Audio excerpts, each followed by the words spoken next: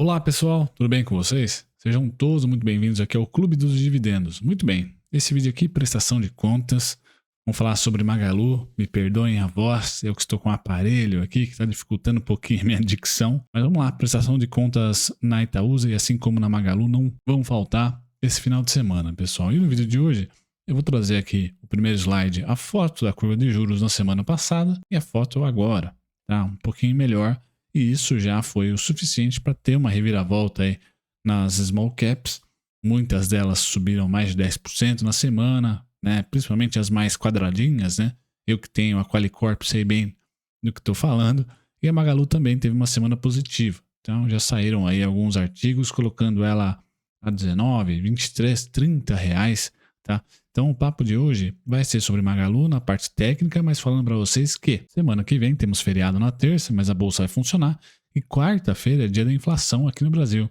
Dia bem importante para essa tese de small cap ganhar uma aceleração ou não, né? Um break, tá? E aí eu comento toda essa parte aqui mais construtiva. Quando mergulho no market breadth já é uma parte não tão construtiva assim, porque estamos perdendo o fôlego de alta numa parte quantitativa, e aí eu comento sobre o técnico, né? O preço, para onde vamos, qual que é o meu cenário para Magalu, que eu aguardo aqui no curtíssimo prazo, aquela prestação de contas pessoal técnica, né? A mais difícil do vídeo, né? Que é falar sobre a parte técnica da Magalu, certo? No mais, disclaimer na tela, eu sou Bruno Mazzoni, seja muito bem-vindo ao Clube dos Dividendos. Pessoal, vamos lá.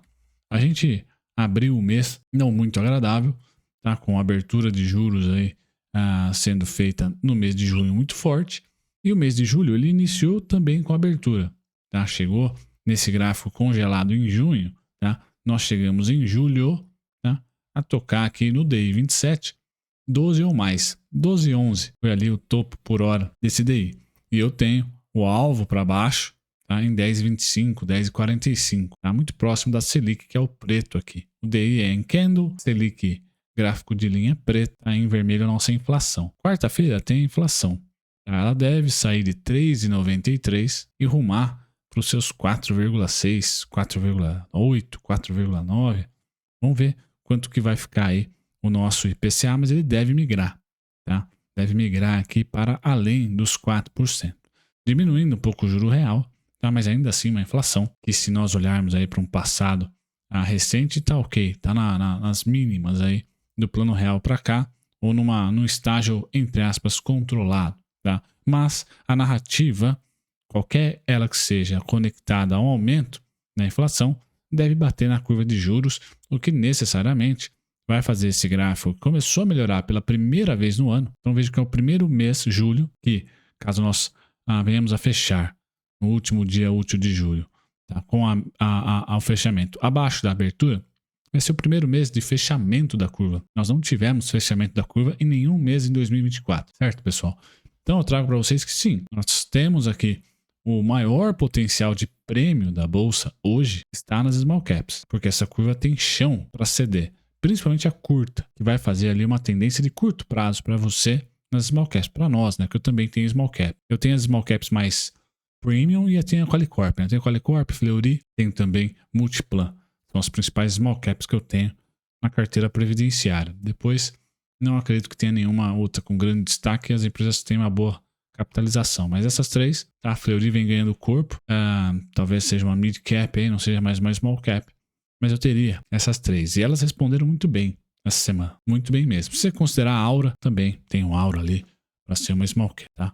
Então, esse é o prêmio total que eu vejo na curva de juros. Por que esse gráfico é importante?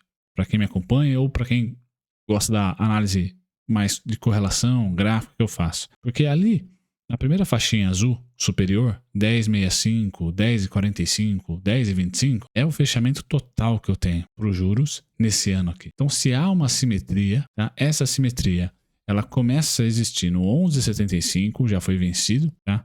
Então não funcionou muito bem nos 12 e 4, que é o ponto 12,11, e vai até os 12,71, tá? Essa é a simetria que eu vejo total no ano. Não considero que os juros, tá? Rompe máxima em relação a 2023, tá? Em relação aqui a PEC da transição, PEC kamikaze, PEC dos precatórios, eleição e tudo mais. Não. Então essa é a maior simetria da bolsa. Por que eu falo que é a maior simetria da bolsa? Porque a gente não sabe como que as commodities vão andar, como que o câmbio vai andar de certa maneira, mas os juros me parece que tem um teto ali. Nossa economia não vai aguentar uma subida de juros no curtíssimo prazo de bom grado. Acho que a gente deve manter um crescimento muito parelho com 2023, mas não acelerar o crescimento. E aí a inflação também deve, pós a enchentes no Rio Grande do Sul, ter ali uma certa estabilidade. Essa é a minha opinião. Tá? Tanto que o meu maior medo da inflação foi junho, e nós não tivemos uma surpresa muito grande. Tá? Porque subiu o dólar e teve as enchentes. E a gente conseguiu ali, de certa maneira, a última foto da inflação veio até abaixo, apesar de estar crescendo, acelerando, veio a aceleração menor. Então vamos ver, é um grande dia, quarta-feira, para a gente examinar a tal da inflação. Tá? Mas esse é o prêmio total que eu vejo nos juros. Tá? A partir dos 10,65, 10,25, ou seja, estabilidade para a Selic, não estou nem pedindo corte para 2027. Estou só pedindo 10,50 ali, né? 10,25, talvez 0,25, vá. Com esse cenário, né, caso eu acerte e a curva de juros de fato venha para os seus 10,65, 10,25, eu acho que a gente vai lateralizar aqui. E aí, esse rally que eu tanto falei da bolsa, né, de maio, junho, julho e finalzinho de agosto e terminando em agosto, esse rally que está vindo, né, veio no final de junho e se intensifica agora em julho, ele tende a acabar. Tá? Esse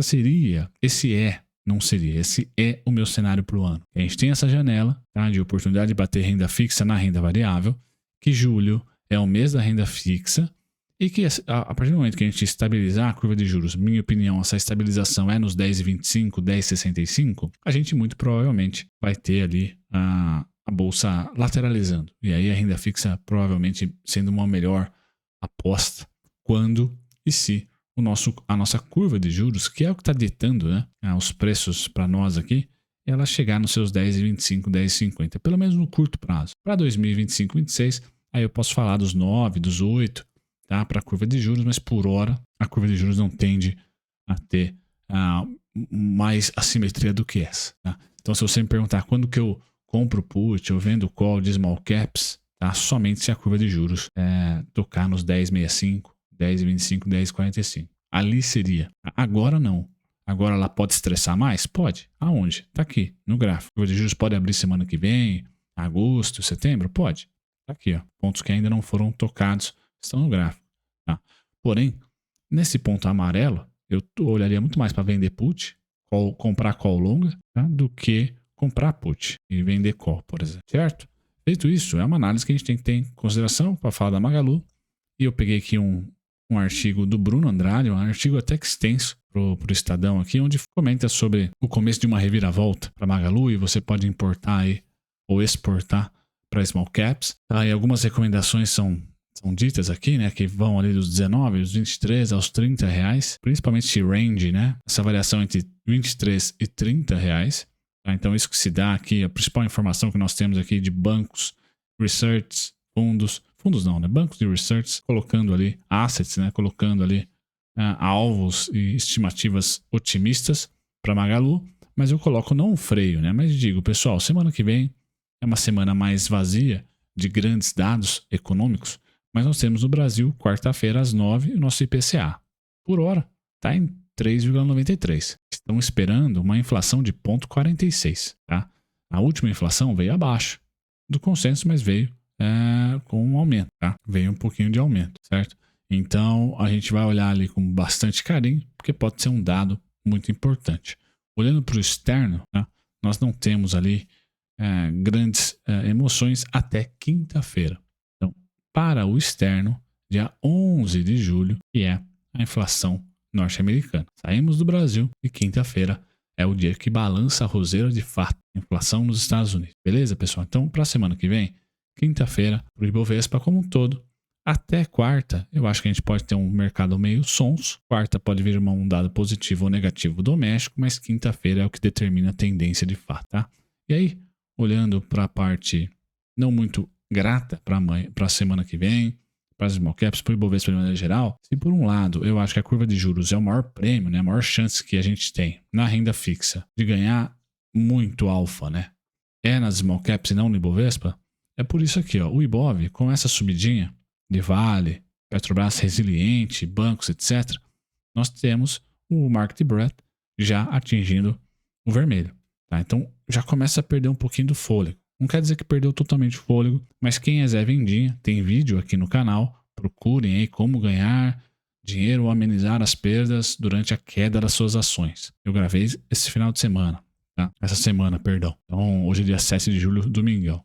Assistam esse vídeo, falo muito sobre BOVA11, sobre opções e uma maneira de operacionalizar um cenário base que você pode ter. Então aqui a gente inicia a segunda semana de julho quase sem fôlego. Tem fôlego ainda para comprar, as duas médias de 50 e 200 tem chão para chegar no vermelho, mas eu sinalizo aqui que tanto em dezembro como em janeiro nós tivemos o market breadth sobrecomprado, dezembro aqui somente a média azul e aí janeiro as 3, né? E deu no que deu, a gente praticamente não conseguiu renovar a máxima desde então. Então se você está Zé Vendinha, você está tendo a primeira oportunidade no ano de vender caro, o que é bom. Comprar put, ou vender call da sua ação, ou se você tem posição em BOVA, por exemplo, pode vender call em BOVA, tá? Então é um momento bem oportuno aqui. Cruzando os dedos para ter bastante notícia positiva doméstica. Sempre. E aí quando eu termino falando da análise gráfica, pessoal, vamos lá. Os meus alvos são mais tímidos aqui do que o pessoal de research, até porque eu falo com vocês toda semana, né? Então não é de longo prazo aqui todos os pontos que estão na tela. Então para a semana que vem, 14,65 para julho, e o movimento que nós tivemos, tanto de volume em junho, quanto de price action em julho, tá? Retomam o 11,72 como suporte. Então tinha excluído ele, volta a ter ele, por quê? Porque julho teve um ótimo volume, um ótimo volume e a gente não fechou abaixo. Então se em julho voltarmos para o 11,72, é um primeiro suporte, 9,97 o segundo, 8,26, 7,18. Tá? Alvo, 14,65, 16,54 e o principal, tá? Para esse rally, R$19 bola, tá? Esse seria o principal alvo, R$19 bola. Beleza, pessoal? Então aqui, uma atualização da Magalu, nada de novo no front, a não ser papo de curva de juros. Tá comigo? Você tem esse cenário de fechamento? Tem muito para andar, pessoal. Então R$19 é logo ali. Se você tem o cenário de curva de juros que eu tenho. O 2, bom volume em junho. Muito volume, tá? Chama atenção, o maior volume da história da Magalu, tá? Aí pode ser follow-on, tudo o que aconteceu, tudo bem, mas teve um volumão ali, então é importante. Teve também o grupamento, mas o grupamento veio um mês antes, dia 27 ali de maio, se não me engano, foi a data. Então, também temos um evento de fluxo nas ações da Magalu. E os pontos estão na telinha para vocês, tá? Todos eles aqui, tanto de suporte como de resistência. Beleza, pessoal? No mais, fico por aqui. Perdoem a voz aí. Um grande abraço, um ótimo domingo. Tchau, tchau.